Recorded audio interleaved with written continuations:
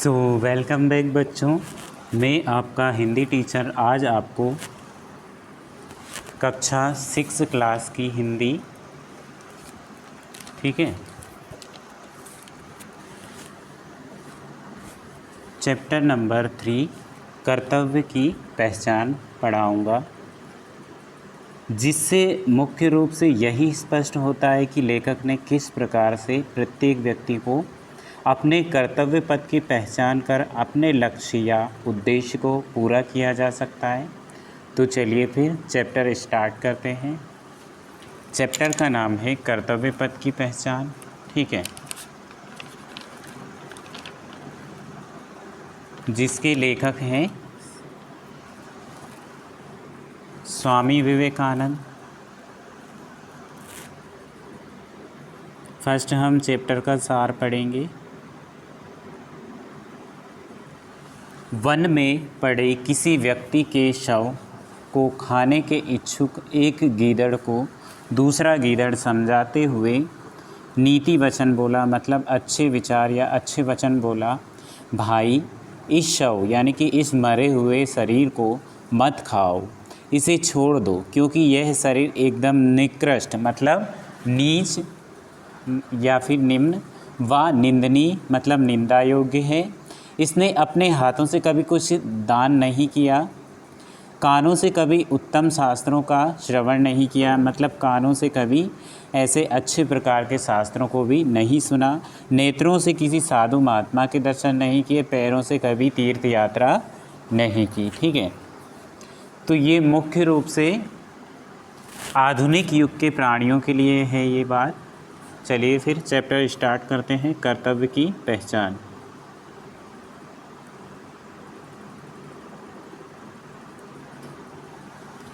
कर्तव्य का पालन करना शायद ही कभी मधुर हो, मतलब प्रिय, भला और मीठा होता हो। कर्तव्य चक्र मतलब कर्तव्य का पहिया तभी हल्का और आसानी से चलता है जब उसके पहियों में प्रेम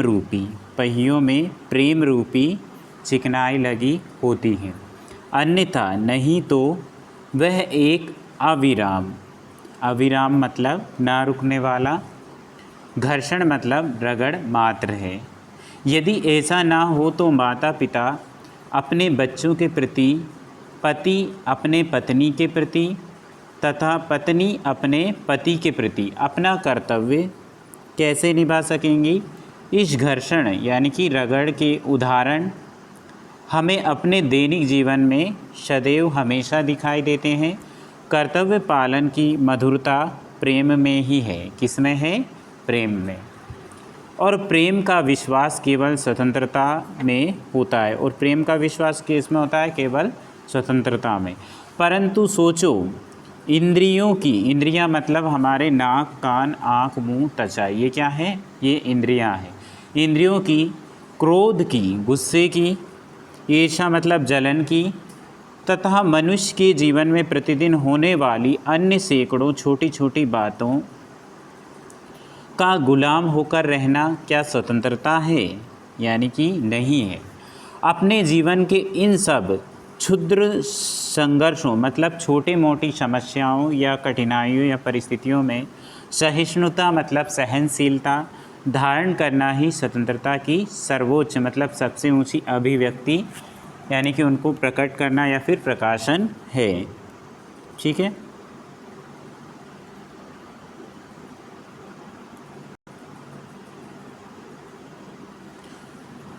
दूसरों के प्रति हमारे कर्तव्य का अर्थ दूसरों की सहायता करना, संसार का भला करना। जब प्रश्न उठता है हम संसार का भला क्यों करें, भाई जब संसार का भला करना दूसरों के प्रति हमारा कर्तव्य है, लेकिन एक क्वेश्चन उठता है कि हम संसार का भला क्यों करें। लेकिन वास्तव में यह बात है, देखने में तो हम संसार पर उपकार करते हैं, ये क्वेश्चन बनेगा आपका, ठीक है। देखने में तो हम संसार का उपकार करते हैं, परंतु वास्तव में हम अपना ही भला या उपकार करते हैं, ठीक है। हमें सदैव संसार का उपकार करने की चेष्टा यानी कि कोशिश करनी चाहिए और कार्य करने में यही हमारा सर्वोच्च उद्देश्य होना चाहिए, यही हमारा मुख्य उद्देश्य होना चाहिए। परंतु यदि ध्यानपूर्वक देखा जाए तो प्रतीत यानी कि ज्ञात होगा कि इस संसार की को हमारी सहायता की बिल्कुल आवश्यकता नहीं है। ठीक है, यह सच है। संसार में दुख व कष्ट बहुत हैं और इसलिए लोगों की सहायता करना हमारे लिए सर्वश्रेष्ठ कार्य है। परंतु आगे चलकर हम देखेंगे दूसरों की सहायता करने का अर्थ है अपनी खुद की सहायता करना। दूसरों की सहायता करने का अर्थ क्या है? अपनी खुद की सहायता करना। इससे हमारे नैतिक मतलब सदाचारपूर्ण बल में वृद्धि होती है। यदि हम सदैव यह ध्यान रखें कि दूसरों की सहायता करना एक सौभाग्य है, तो परोपकार करने की इच्छा हमारी सर्वोत्कृष्ट प्रेरणा शक्ति है।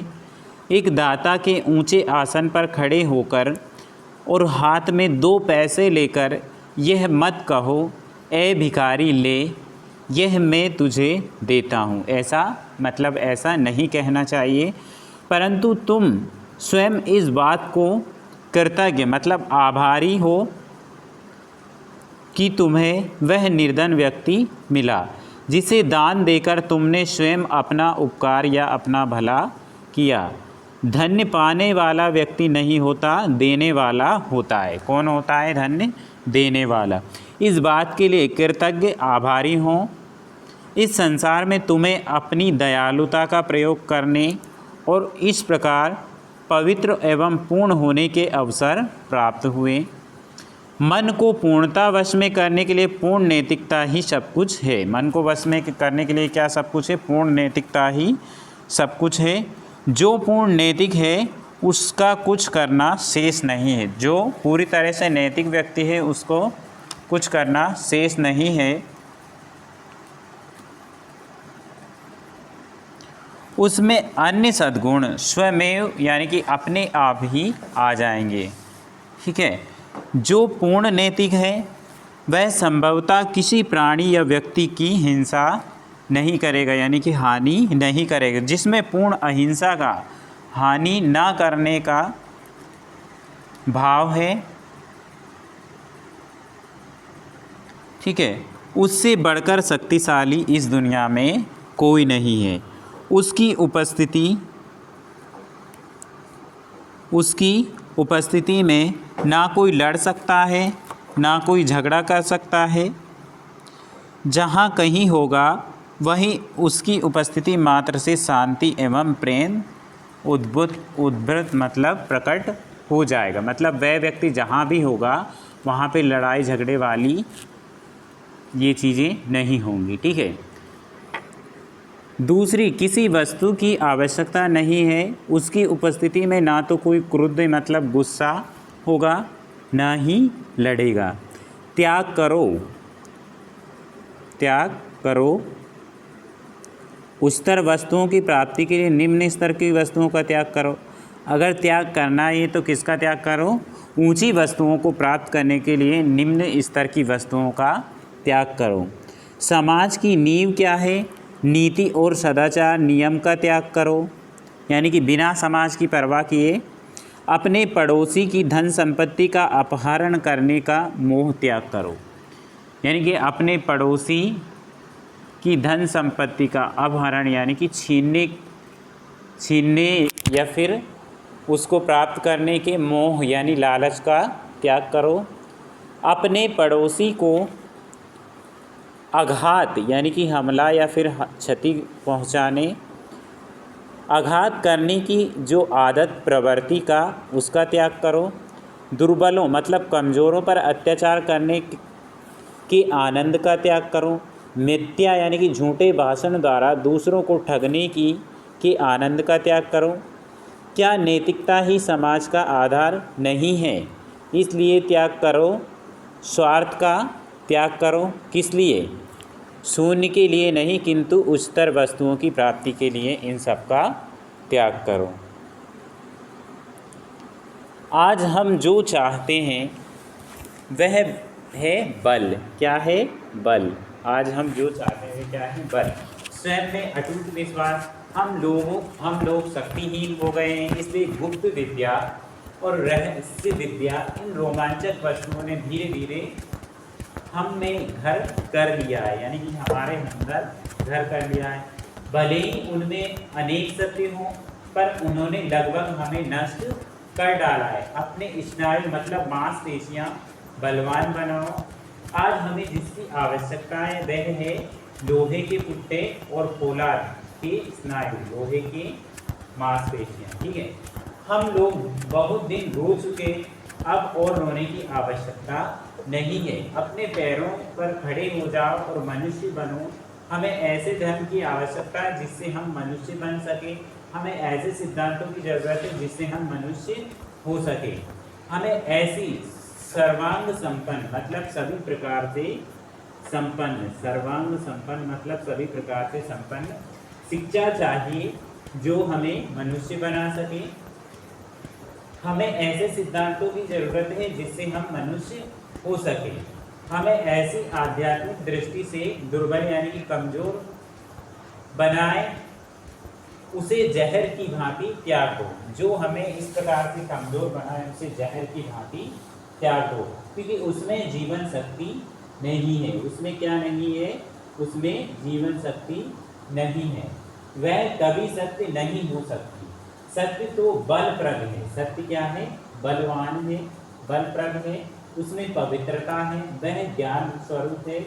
सत्य तो वह शक्ति दे, सत्य तो वह शक्ति है जो हृदय के अंधकार को दूर कर दे, जो हृदय में स्फूर्ति या ऊर्जा या फिर ताकत भर दे। चलिए आगे। शिक्षा किसे कहते हैं? ये क्वेश्चन बनेगा आपका। शिक्षा किसे कहते हैं? क्या वह पठन मात्र है? नहीं। क्या वह नाना यानी कि विभिन्न प्रकार के ज्ञान अर्जन, ज्ञान प्राप्त करने का एक साधन है? नहीं, यह भी नहीं। शिक्षा क्या है? ये आंसर आएगा आपका, जिस संयम के द्वारा, जिस संयम यानी धैर्य के द्वारा इच्छा शक्ति का प्रवाह यानी कि बहाव और विकास को बस में लाया जा सकता है या फिर लाया जाता है और फलदायक होता है, वह क्या कहलाती है? वह शिक्षा कहलाती है। ठीक है। प्रत्येक दशा में कुछ ऐसे नवरत्न होते हैं। क्वेश्चन बनेगा आपका कि नवरत्न किस प्रकार के होते हैं? तो प्रत्येक दशा में कुछ ऐसे नवरत्न होते हैं जो केवल कर्म के लिए ही कार्य करते हैं। वे नाम, यश अथवा स्वर्ग की परवाह नहीं करते। वे केवल इसलिए कर्म करते हैं उससे कुछ लोग कुछ कल्याण या फिर भला होगा। वे किस लिए कार्य करते हैं? उससे कुछ कल्याण या फिर भला होगा। कुछ लोग ऐसे भी होते हैं जो और भी उच्चतर मतलब ऊंचे उद्देश्य लेकर गरीबों के प्रति भलाई तथा मनुष्य जाति की सहायता करने के लिए अग्रसर मतलब आगे होते हैं, क्योंकि वे भलाई में विश्वास करते हैं और उससे प्रेम करते हैं। देखा जाता है नाम तथा यश के लिए किया गया कार्य बहुधा शीघ्र मतलब बहुत जल्दी फलित नहीं होता। ये चीज़ें तो उस समय प्राप्त होती हैं जब हम वृद्ध यानी कि बूढ़े हो जाते हैं और जीवन की आखिरी घड़ियां गिन रहे होते हैं, यानी कि हम अंतिम समय में होते हैं। यदि कोई मनुष्य निस्वार्थ भाव से कार्य करे तो क्या कोई फल प्राप्त नहीं होता?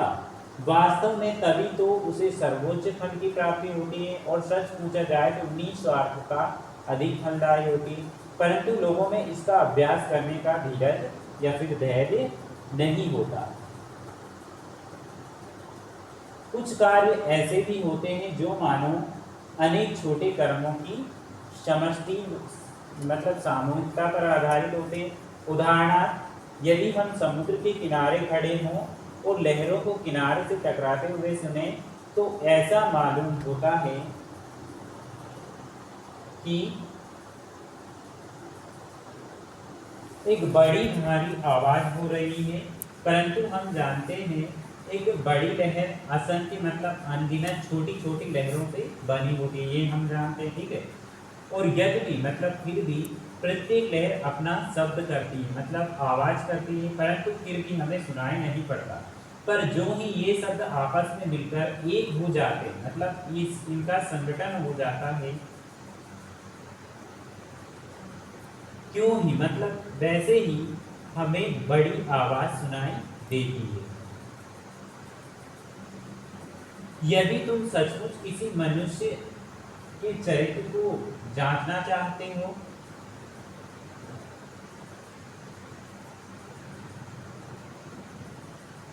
तो उसके बड़े कार्यों पर से उसकी जांच मत करना। एक मूर्ख व्यक्ति भी किसी विशेष अवसर पर बहादुर बन जाता है। मनुष्य अत्यंत साधारण कार्यों की जांच सॉरी मनुष्य अत्यंत साधारण कार्यों की जांच करो मनुष्य के अत्यंत साधारण कार्यों की जांच करो, और वास्तव में वे ही ऐसी बातें हैं जिनसे तुम्हें एक महान पुरुष के वास्तविक चरित्र का पता लग सकता है। आकस्मिक यानी कि अचानक से अवसर तो छोटे से छोटे मनुष्य को भी किसी न किसी प्रकार का बड़प्पन दे देते हैं, परंतु वास्तव में महान तो वही है जिसका चरित्र सदैव सब अवस्थाओं में महान तथा समान रहता है, ठीक है। नीति परायण मतलब नीति का पालन करने वाला तथा साहसी बनो। अंतःकरण आत्मा की या मन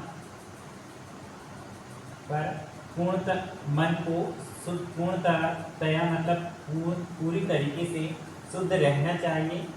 पूर्ण नीति परायण मतलब पूरी तरीके से नीति परायण तथा साहसी बनो। अपने प्राणों के लिए कभी ना डरो। धार्मिक मतांतरों या फिर विचारों आदर्शों को लेकर व्यर्थ में मतलब फालतू में मातापच्ची मत करो। कायर लोग ही पापाचरण करते हैं। कायर लोग क्या करते हैं? पापाचरण करते हैं। वीर पुरुष कभी भी पाप अनुष्ठान नहीं करते, मतलब वीर पुरुष कभी भी पाप नहीं करते। यहाँ तक कि कभी वे मन में भी पाप का विचार नहीं लाते। कौन नहीं लाते? वीर पुरुष। प्राणी मात्र से प्रेम करने का प्रयास करो। स्वयं मनुष्य बनो तथा जो विशेषकर तुम्हारी ही देखभाल में है उन्हें साहसी, नीति परायण तथा दूसरों के प्रति सहानुभूतिशील यानी अनुकंपा युक्त बनाने की चेष्टा करो। बहादुरी से लड़ते रहो। जीवन का समय अल्प है। जीवन का समय अल्प है मतलब बहुत थोड़ा है। इसका किसी महान कार्य के लिए उत्सर्ग या फिर बलिदान कर दो, ठीक है। तो चलिए स्टूडेंट, हमारी आज की क्लास अब समाप्त होती है। इसी चैप्टर के प्रश्न उत्तर आपको पीडीएफ के रूप में मिल जाएंगी। तो चलिए फिर मिलते हैं नेक्स्ट क्लास में, तब तक के लिए बाय।